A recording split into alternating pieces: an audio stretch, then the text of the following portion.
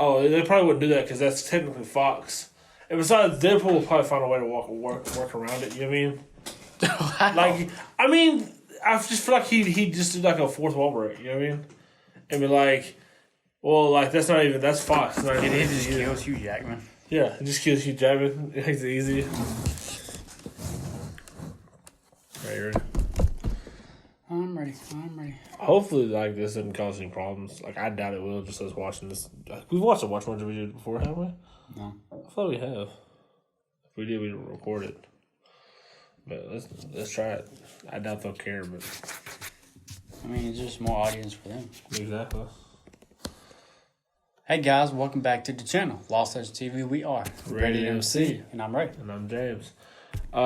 Today we're gonna watch a WatchMojo video. Shout out to WatchMojo. WatchMojos badass. Yes. This video, like they do this sometimes, like they put certain characters against each other. In this one, they're doing Michael Myers versus Jason Voorhees. And I don't think it's like who would win in a straight up fight. But they might talk about that, but I don't think it's just that because Jason would kill Michael in a fight. Right? We talked about this because I'm more of a Halloween guy, but Jason would whoop that ass. Especially if you're talking about like Uber Jason. Yeah. Like that's no contest. But I feel like it's gonna like cover everything and then we'll see how it goes. But let's check this out. Yeah, I'll take you on it and all that. Let's get it. Every madman has a hook, sometimes literally. Welcome to WatchMojo, and in this installment of Versus, we're pitting Michael Myers against Jason Voorhees. For this video, we'll be looking at two of the most iconic slasher villains to ever grace the big screen to determine whether it's the masked machete-wielding maniac or the masked chef's knife-wielding maniac who reigns supreme. Let's get started. Round number one. Origins. Slasher villains of the 1980s, the height of the genre, always came prepackaged with an origin story. This would usually give them some sort of motive for hacking away at libidinous teens. Come, dear. It will be easier for you than it was for Jason. Or Pamela. And you have to give the original Friday the 13th some credit for its unexpected twist, that it was the drowned Jason's loony, overprotective mother doing the slashing. By part two, however, the supposedly deceased Jason takes center stage in the franchise, avenging both his drowning and his mother's death. That is a good boy. Good Jason. Basically, he's an overgrown man-child with mommy issues. This is where Halloween really stands out, as even though we witnessed Michael's first heinous act through his own eyes, no less, we're never really given a reason. Michael? His nemesis, Dr. Loomis, gives several monologues about how Michael is the living embodiment of evil, but no motive is ever offered. I met him 15 years ago. I was told there was nothing left. No reason, no conscience, no understanding, and even the most rudimentary sense of life or death, of good or evil. While some of the sequels attempted and failed at some backstory, even linking Laurie Strode to the villain, the recent sequel boot and its upcoming follow-ups are going to back those roots. The ones that can go anywhere without logic or understanding. While Jason has a clearer motivation, the mystery surrounding Michael is what makes him so fascinating. There was nobody outside. There was What did he look like? the boogeyman. It grabs our attention from the film's horrifying opening scene, securing Michael's victory for this round. Round two, enemies. Every Moby Dick needs their Captain Ahab, and slashers are no exception.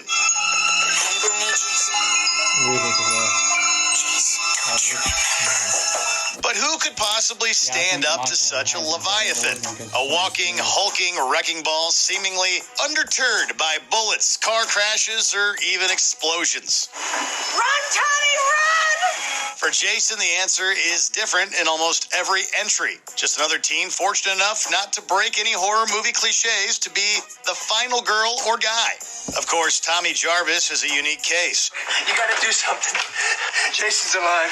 He killed my friend and now he's coming for me. Played by three different actors over the course of 3 films, it was originally planned for Jarvis to take Jason's mantle at the end of A New Beginning. But by part 6, he was back to playing the hero, trying to rescue teens at Camp Crystal Lake from a reanimated Jason. He's been here once tonight. I think he'll come back. Until his death, Dr. Samuel Loomis, masterfully played by actor Donald Pleasance, served as a perfect counterpart to Michael Myers, lending a bit of an English gravitas and class to a franchise often considered seedy. In many ways, he was the ideal patient. He didn't talk, he didn't cry, he didn't even move. He just waited. He was a doctor, based in reason and logic, confronted with an illogical evil. And in Loomis's absence, audiences slowly witnessed Jamie Lee Curtis's transition from the final girl to the hardcore survivalist in the 2018 film. Myers' backstory may be vague, but his antagonists are well drawn. Michael just had more to face, taking another round. Winner, Michael. Round 3, abilities.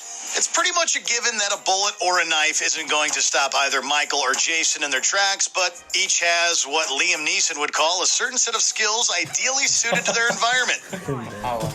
Liam Neeson. Whereas Michael is subtle, quiet, and downright stealthy, Jason has no problem bursting through doors with brute force.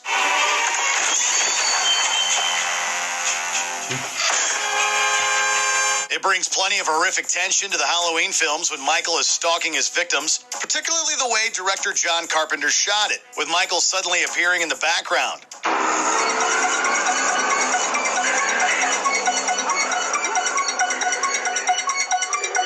The holiday also gives him the right cover, given that everyone is wearing a mask. But it's hard to beat Jason's lack of, to put it gently, tact.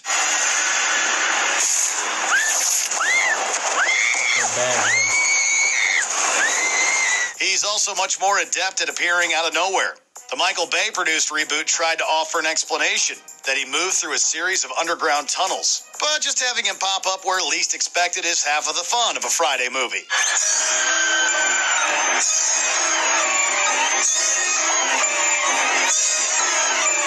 Add that to an inventive use of everyday items for creative kills and super strength, and you have Jason's first win. Winner, Jason. Michael Myers 2, Jason 1. Round 4, costume. From Freddy's ratty red and green sweater to My Bloody Valentine's coal miner getup, an iconic slasher is bound to have a trademark design. Who are you? What are you doing? A slasher's outfit becomes a part of their calling card, just as significant as their trademark weapon. So in this twisted, macabre fashion show, who wore it better? Michael certainly wore it first, a William Shatner mask spray-painted white with the hair teased out. But the rest of his outfit could be found at the nearest gas station. Though Jason didn't receive his hockey mask from one of his victims until part 3, he was rarely seen without it. When he was, the rotting zombie underneath was just as scary.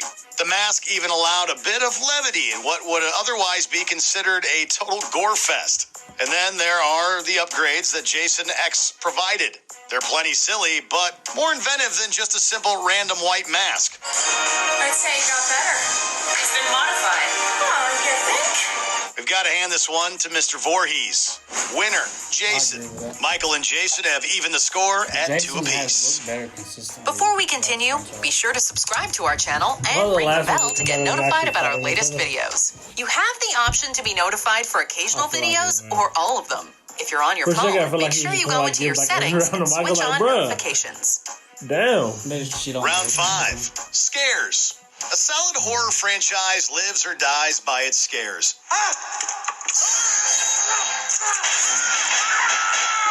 With recurring characters and decades worth of film reels, however, franchises have a tendency to lose their edge or, worse, dip into meta territory. At that point, it's as if they aren't even trying, just going through the motions, on to the next splatterfest. What's the tipping point when you know it's jumped the shark? Well, both franchises came out of the gate strong, even though Friday was essentially just a cash-in on Halloween's success. The latter of the two are the only films that still set out to frighten audiences.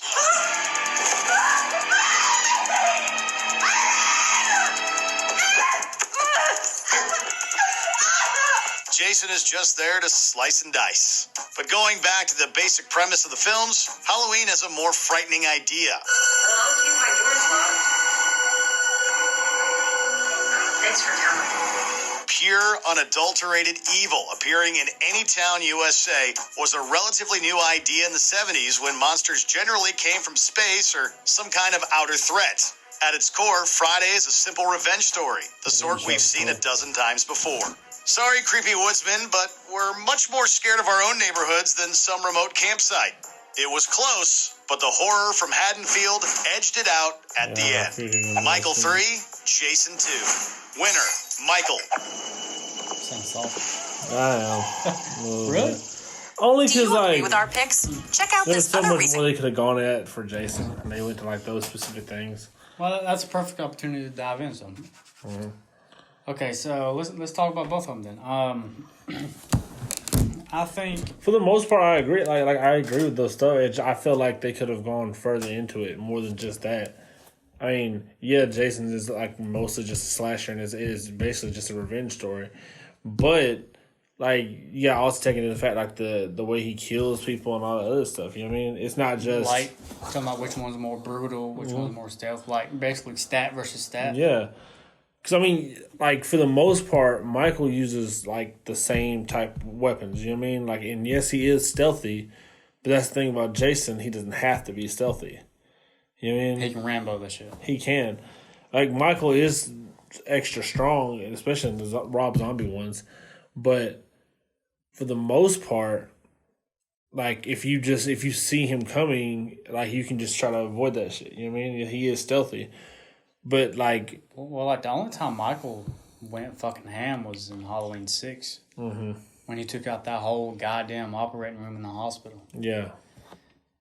But, like, when you compare the franchises, you know, like, I think Friday in itself is a little bit more solidified and, like concrete events of, like, what you can do.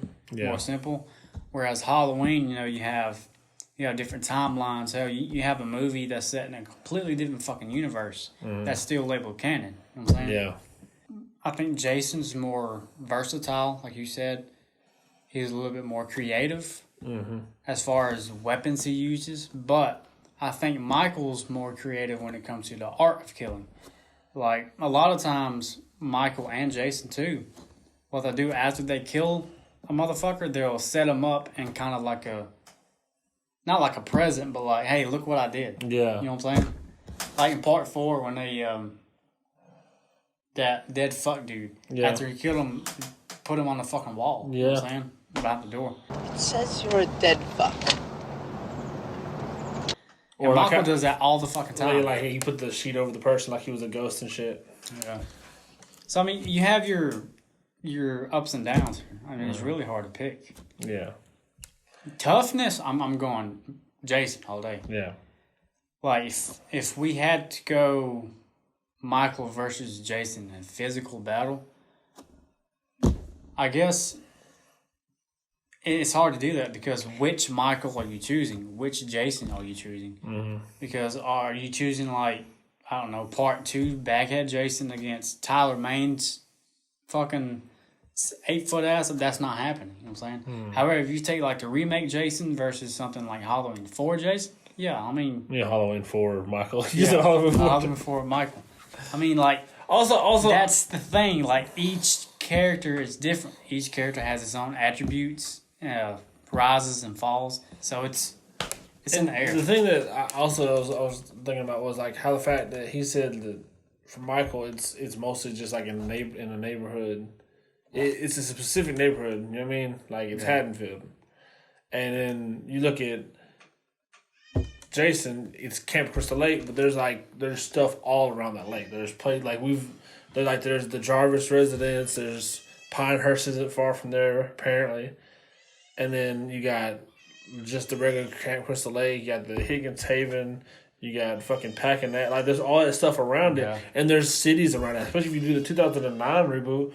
You mean like that was a city. Like they legit wouldn't go to that fucking camp because they knew what would go down. They know, you know. They fucking knew. So I'm saying, like, they know. So like I don't know. I just feel like they could have done more with it. I don't disagree with the list. Like the shit they actually put out there, I don't disagree with that. So like it's whatever.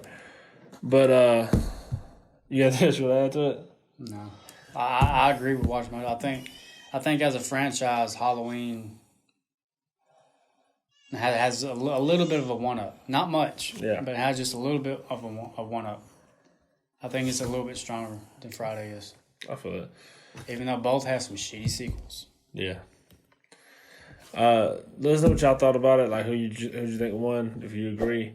Drop in the comments what you want us to check out next. And again, if y'all have original stuff, we're always down to look for it. So please send it to us.